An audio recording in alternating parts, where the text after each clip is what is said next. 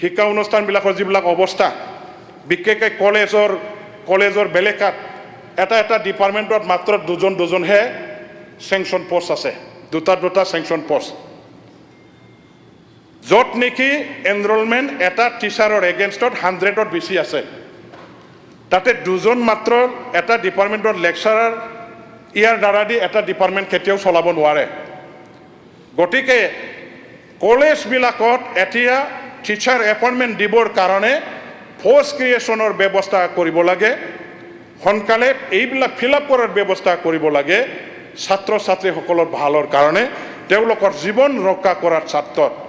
ইয়াৰ লগতে আমাৰ কোকৰাঝাৰ ইউনিভাৰ্চিটি 2024 চনত এইটো ইষ্টাব্লিছ কৰা হৈছিলে। মই ধন্যবাদ দিছোঁ অসমৰ মাননীয় মুখ্যমন্ত্ৰী ডাঙৰীয়াদেৱক এই ইউনিভাৰ্চিটিখন আমাক দিয়াৰ কাৰণে। কিন্তু এতিয়া দুঃখজনক ঘটনাটো হ'ল এই ইউনিভাৰ্চিটিখনত এজনেই মাত্ৰ ইউনিভাৰ্চিটিৰ এমপ্লয়ী আছে, এজনেই মাত্ৰ ইউনিভাৰ্চিটিৰ এমপ্লয়ী আছে, এপইণ্টেড বাই দি গভৰ্ণমেণ্ট, তেওঁ হ'ল ভাইচ চেঞ্চেলাৰ।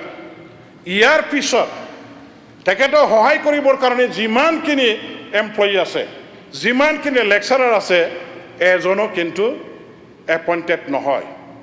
চৰকাৰীভাৱে এজন টিচাৰো নহয়, এজন কৰ্মচাৰীও নহয়। পুৰণা কোকৰাঝাৰ কলেজৰ যিখিনি আমাৰ লেকচাৰাৰসকল আছে, তেখেতসকলকে আজি আমি পাঠদান দিবৰ কাৰণে ব্যৱহাৰ কৰি আছোঁ। কিয়নো কোকৰাঝাৰ কলেজখনক আপগ্ৰেডেড কৰি পেলাই ইউনিভাৰ্চিটিখন বনোৱা হৈছিল, আৰু কোকৰাঝাৰ কলেজৰ যিসকল লেকচাৰাৰ, এই লেকচাৰাৰসকলক আজি ইউনিভাৰ্চিটিৰ এজন টিচাৰ হিচাপে তেওঁলোকে যাতে ছাত্ৰ ছাত্ৰীসকলক পাঠদান কৰে, ইয়াৰ কাৰণে ব্যৱহাৰ কৰি থাকিব লগা হ'ল। আৰু ইয়াৰ পিছত ইয়াৰ কাৰণে বহুত সমস্যা আহি গ'ল।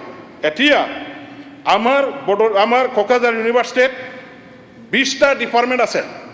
20টা ডিপাৰ্টমেণ্টৰ মাজত মাত্ৰ 4টা ডিপাৰ্টমেণ্টতহে পিজি আছে, মানে 4টা ডিপাৰ্টমেণ্টত পিজি নাই, 16টা ডিপাৰ্টমেণ্টত পিজি আছে।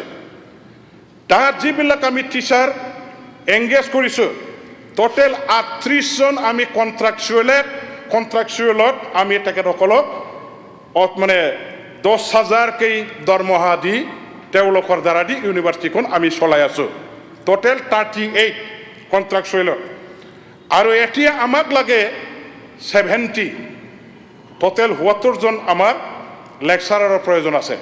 এতিয়া এইখন ইউনিভাৰ্চিটিত যদি আমি পিটিআৰটো চাব যাওঁ, তেতিয়া কি হৈছে, UGC নৰ্মছ মতে এটা টিচাৰৰ এগেইনষ্টত 20জনহে মাত্ৰ ছাত্ৰ থাকিব লাগে, 20জনৰ এগেইনষ্টত এজন টিচাৰ থাকিব লাগে।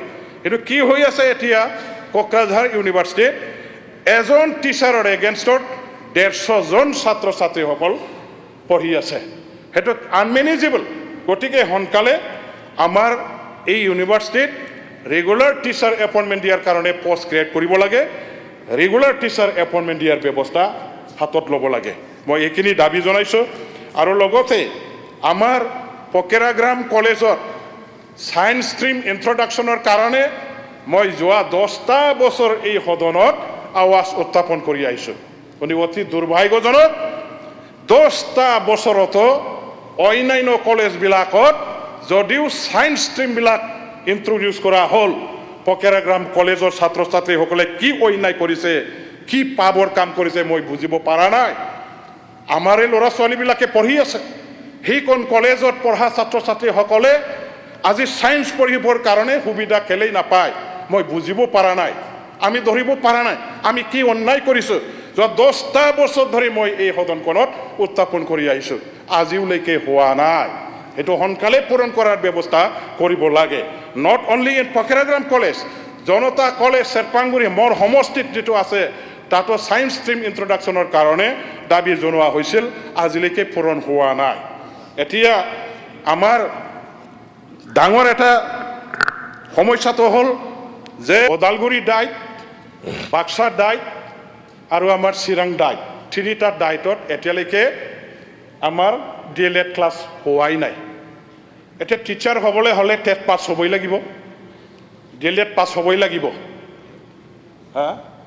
গতিকে এইখিনি DLED পঢ়িবৰ কাৰণে দায়িত্বত আজিলৈকে যদি টিচাৰ এপইণ্টমেণ্ট দিয়া নহয়, দায়িত্বখন বনাই দিয়াৰ পাছতো আজিলৈকে সেইটো আমাৰ ছাত্ৰ ছাত্ৰীসকলৰ কাৰণে পঢ়িবৰ কাৰণে ব্যৱস্থা কৰি যদি দিয়া নহয়, সেইটোতো আচৰিত কথা হ'ব অধ্যক্ষ মহোদয়। গতিকে আজিৰ এই য'ত নেকি এছেঞ্চিয়েল কোৱালিফিকেশ্যন, ৰিকুইজিট কোৱালিফিকেশ্যন DLED আমাৰ LP UPৰ কাৰণে, এই DLEDৰ ব্যৱস্থা পঢ়িবৰ কাৰণে যাতে ছাত্ৰ ছাত্ৰীসকলে এইখিনি সুবিধা যাতে পায়, চৰকাৰৰ পৰা এই তিনিটা দায়িত্বত সোনকালে এপইণ্টমেণ্ট দিয়াৰ ব্যৱস্থা, লেকচাৰাৰ এপইণ্টমেণ্ট দিয়াৰ, ইনষ্ট্ৰাক্টৰ এপইণ্টমেণ্ট দিয়াৰ ব্যৱস্থা কৰিব লাগে, মই এইখিনিত দাবী জনাইছোঁ।